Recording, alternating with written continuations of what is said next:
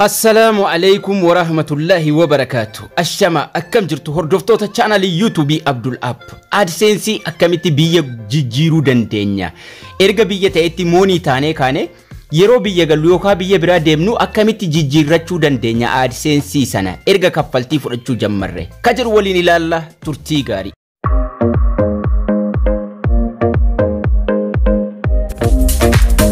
AdSense biyya jijjiiruu ni dandeenya. Al tokko moonii taanee kaane erga kaffaltii fudhachuu jalqabne YouTube irra seenne akkamitti akka AdSense keessatti biyya jijjiirrachuu dandeenyu yookaan AdSense itti jijjiiruu dandeenyu waliin ilaalla. Desktop site godheen isinitti agarsiisa. Tuqaa sadan tuquudhaan desktop site godhe qubeen xixiqqaata waan ta'eef bilbila kiyya jalliseen akka sirriitti isinitti mul'atuttiin isinitti agarsiisa. Namni baay'een biyya jijjiirrachuudhaaf ni rakkata. Kanaafuu viidiyoo kana haga dhumaatti daawwachuudhaan irraa sirreeffadhaa warri biyya jijjiirrachuu barbaadan isiniin jedha. Gara Chrome YouTube Studio Chrome irra deemnee akkamitti akka jijjiiruu qabnu waliin haa ilaallu. Biyya biraatti AdSense tokko jijjiireen isinitti agarsiisa. Gara YouTube Studio Chrome irra deemuudhaan salphaatti AdSense duraan kaffaltiin irraa nu kaffalamaa jiru jijjiiruu dandeenya. Waa takka waan rakkinan qabu miti pro-stepii xiqqoodhuma asiiti kan inni qabu. Irra caalaan isaa monetization jalqabaati wal fakkaata. Garuu garaagarummaan isaa YouTube nu simatee jira. Beeksifni viidiyoo keenya irra jira. Dogoggora nuti uumuu hin qabne tokkotu jira. Bakka monetization kana erga seennee booda AdSense account jedhee bakka change nuun jedhu jira. Jijjiiruu barbaaddaa bakka nuun jedhu tokkotu jira. AdSense jijjiiruu barbaaddaa nuun jedhee nu gaafata. Mallattoo doolaaraa erga tuqnee booda AdSense option jara YouTube partner option jara jechuudha. Program option jedhe AdSense account keenya as nu kaa'uudhaan change nuun jedha jala isaatti. Change kanarra tuqneeti waliin jijjiirree ilaalla. Steppiin isaa salphaadha. Dogoggora qofa irratti uumuu hin barbaachisu. Akka biyya sanaatti kan nuti guutuu qabnu jechuudha. Kan nuti sirreessuu qabnu. Kanaafuu change kanarra tuqachuudhaan waliin jijjiirree haa ilaallu.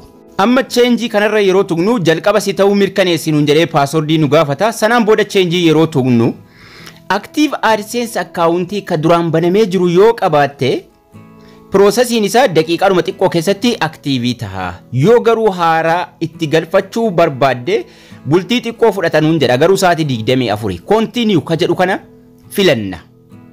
Continue yeroo filanne gara filannoo emailii nu geessa. Emailii kabiraa filanna ka AdSense ittiin hin banamne ka YouTube sanaa hin taane qopheeffannee san tuqanna. Yeroo san tuqanne kanatti jijjiiruu barbaaddaa nuun jedha.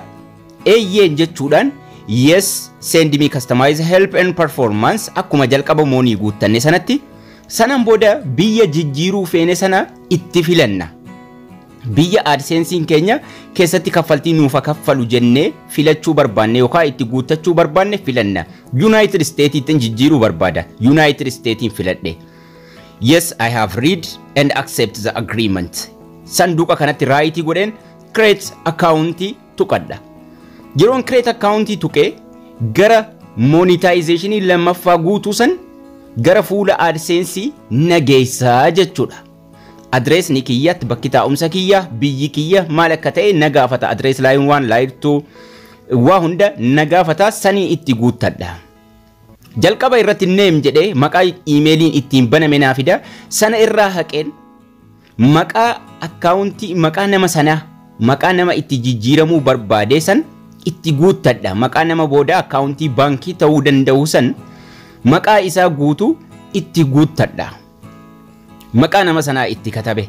Address line 1 irratti immoo biyya namni sun jiru irra barreeffadha jechuudha. Akkuma monetization sana. Akkuma yeroo monetization guunnuu jechuudha. United States waan jedhu irra barreeffadha. Biyya nama sanaa jechuudha. Biyya feetanitti jijjiiruudha. Address line 1 irratti biyya sana barreeffattu. Address line 2 irratti naannoo inni jiraatu yookaan immoo bakka taa'umsa isaa eessatti akka inni argamu jechuudha. Magaalaa isaa lakkoofsa manaa waan akkasii jechuudha. Yookaan immoo yoo fakkeenyaaf Itoophiyaatti jijjiirrachuu feene naannoo keenya itti barreessuu dhiifneetiyyi PO box tuqaa jennee lakkoofsa poostaa itti barreeffachuu ni dandeenya. Yoo barbaanne maquma magaalaa keenyaaf guunnee dabarfachuu dandeenya. Booda piinii gara biraatiin verify gochuudha. Sanaan booda siitii nuun jedha magaalaa keenya itti barreeffanna. Fakkeenyaaf Itoophiyaa yoon guutaa jiraadhe Adaamaa, Finfinnee, wherever waan jedhuun itti guuttadha. State naan jedha kun asitti state naannoo kama akka ta'e ammas itti guuta. State irra tuquudhaan Washington waan jedhu filadhaa jechuudha. Statein isaa Washington waan ta'eedhaaf. City itti guute address line waan akka Itoophiyaatti PO boxidha. Lakkoofsa poostaa jechuudha. Yoo dhiifnee dabarfannes rakkina hin qabu. Booda gara akkaawuntii baankii suuraa kaasuudhaan buukii itti erguu dandeenya waan ta'eef baatii 3 hin booda. Amma statein filadhaa jechuudha. State Washington waan jedhuun itti filadha. Zip code naan jedha. Fakkeenyaaf namoonni Finfinnee jiraattan 1000 guutuumi akkuma sana ka Ameerikaanii itti guutaa jechuudha.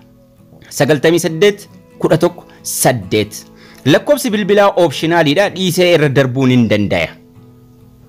Lakkoofsi bilbilaa nan barbaachisu dhiiseen irra darba. Akkuma nama moonii gaafa guutuu sanatti itti guunne jechuudha waa hundayyuu.